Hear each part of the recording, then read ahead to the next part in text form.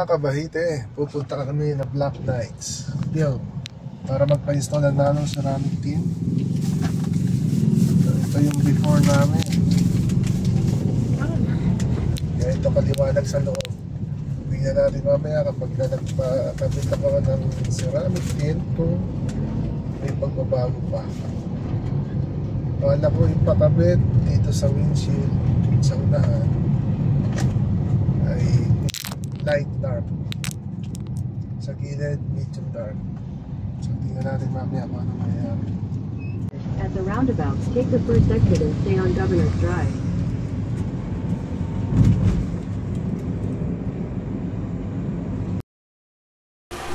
Dito binabagtas namin ang Governor's Drive.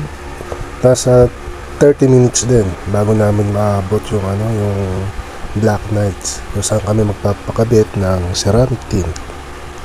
Dire-diretso lang naman to from Carmona along Governor's Drive lang ito, going to GMA Cavite. Sa puntong ito malapit na kami dyan. Medyo na kalampas lang kami ng konti, pero madali lang hanapin. Ayan, nag-U-turn kami. Nasa bandang kaliwa sana yung Black Knight, pero nag-U-turn. Ayan, nakarating na kami Black Knight. Limlim na nung dumating kami dito, kaya kung titingnan natin medyo madilim na yung tint, pero in actual maliwanag na, kitang-kita na sa loob. Ayan, sinalubong na kami na may-ari ng Black Knight para to check kung madaling tanggalin yung lumang tint. So upon checking, madali lang naman, pero meron silang chemical na pantanggal dito. Ibababad nila ito para madaling tanggalin at hindi magka-problema kapag tatanggalin lahat yung tint, lalong-lalo na doon sa likod. May naunang customer pa doon sa loob, kaya tinatapos nila, kaya dito sa labas inuumpisa nilang tanggalin.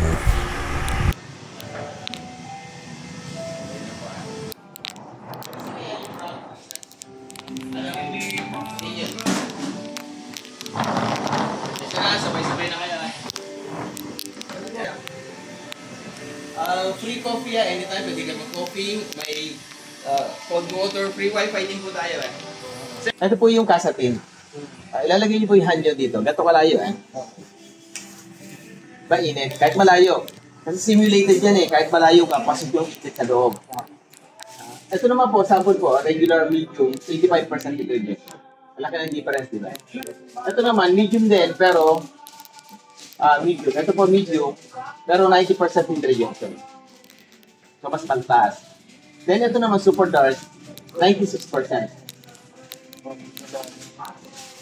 So, ganyan po kataas. Ngayon, tingnan natin, para feeling plus data para makita nyo yung init na pumapasok lang. Kapag kasatin, no, diba, pasok yung init. Mamemesure niya, ito power meter to, so walang hindi mo pwedeng madaya, hindi mo pwedeng ma-alter, no? Saka yung feeling importante kasi yun yung actual. Yan para makita nyo rin. Ito 0. Ang kasatin, maabot pa yan 6,000. Sabihin, yun yung pumapasok yan, no? Walang point yan, Yan yung pumapasok na init din sa kanya, 1,000, 1,500, dire-diretso lang. Ngayon, compare natin sa 2,500, 2,800, yan, 6,000. Papasin mo, may point yan, Laki ng difference sa 1,000, diba? So, diba, sa feeling mo, at saka sa data, so, even super dark yan, ganun din.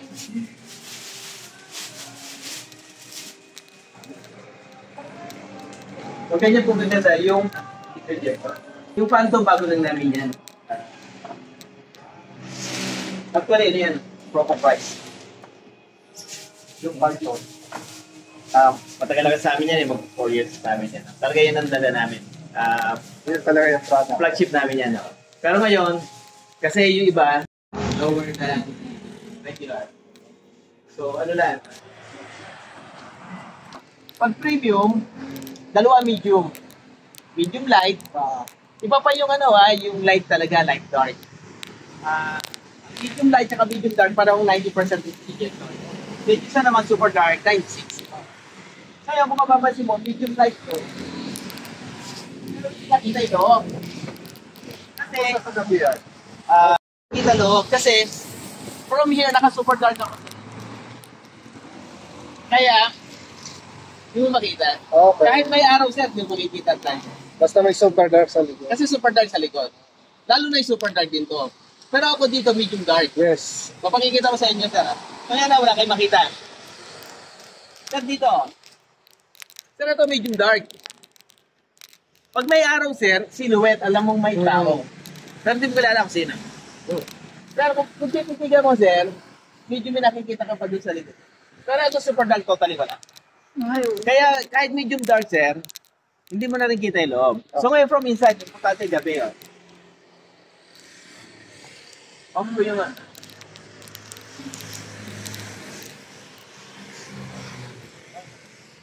diba? Sir, tingnan mo rin yung ano namin shop. Parang walang tint. Oo. Light. Medium light. Oo. Kaya nung nagkaroon kami ng ganyan, bibihiraan at papalight kasi dito pa lang kaya. Sige. Pero ang dilim di ba sa labas? Pero from inside, Hindi ko nag-problema. hindi, ito yung BLT na 14%. Ito BLT nito 24%. Ngayon, kung sa tingin mo, hindi okay sa iya, pwede ganito pa rin. Pero karamihan ngayon, ito bago na. Actually kami lang meron ito. Sa Phantom. The rest is ito lang. Kami special kami kay Phantom. Kami nagpagawa kami dito. So darker siya kasi iba. So umaga kasi medyo kaninan to eh. So iba naghahanap ng darker pero gusto nila premium. Eh wala naman dark ang premium. So nagpagawa ako ng darker ng konti. Okay. At 90% pa rin. So at least nakita nyo gabi oh. Sige, okay ako dito. So sa windshield sir, yung medium, tawag na namin dyan medium light na yun. Yan. And then ito sir, Ito medium dark lang. medium dark lang to. Pero ito super dark. Ganun na rin gagawin natin. Ah, sige sir. Sir, 90%, 96% naman.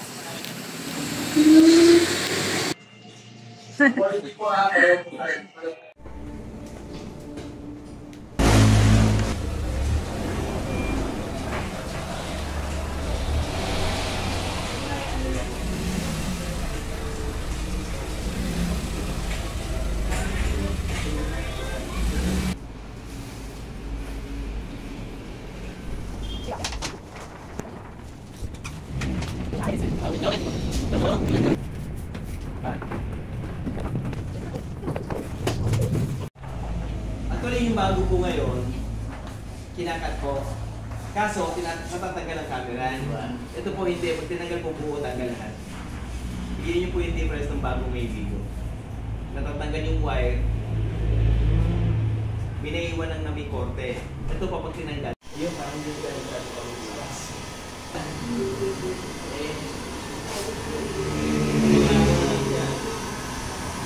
Wala tayong maliit sa umaga.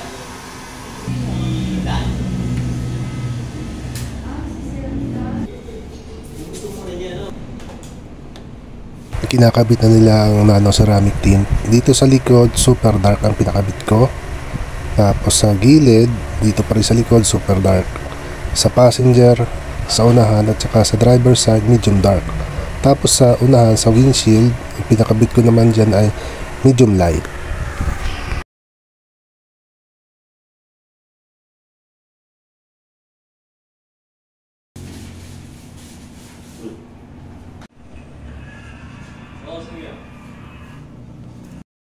Mabilis lang pag-install nila dito sa ceramic tint ito. So, medyo maingat lang sila talaga. Kinakabit na nila yung sa windshield. Ito yung medium light.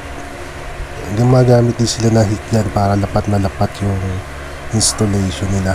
Bago nila i-cut ito doon sa hugis ng windshield. Yan. Gumagamit sila ng cutter and para i-trim yung mga excess. Tapos may ini-spray sila para madaling matanggal. prior sa installation, i-ensure nila talaga na walang dumi or alikabok na natitira doon sa windshield na pagkakabitan. Talaga nililinis nila na maigi, i-sprayhan nila, then may wiper, then tinutuyo, and after that, yun, i-install na nila. Tapos gagamitan nyo ng spatula para mailapat. Ito yung comparison ng before and after. Makikita natin guys na yung lumang tint medyo kita na talaga yung loob. Compare naman dito sa bago, medyo madilim, at hindi makikita sa loob yung kung sino man yung may tao man sa loob. Ayan. Tapos after installation, 3 to 5 days hindi natin ibababa yung salamin sa bintana para magkaroon siya ng curing time. Pero pwede na siya ibaba mga 3 araw basta dire-diretso maaraw. By the way guys, mga kabahite, itong Phantom na ceramic tint, itong shop sa Carmona ay hindi sila nag additional charge kapag combination ng ginamit natin na tint. Kunyari, medium, light, at saka super dark na combination, wala silang additional fee. Compare sa iba na kapag buong dark, yan, wala. Pero kapag combination tayo, yun, bibigyan ka ng additional charge.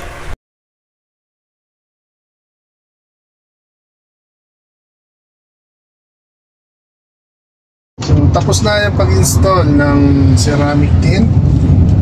So, yan, hindi naman nagka-problema sa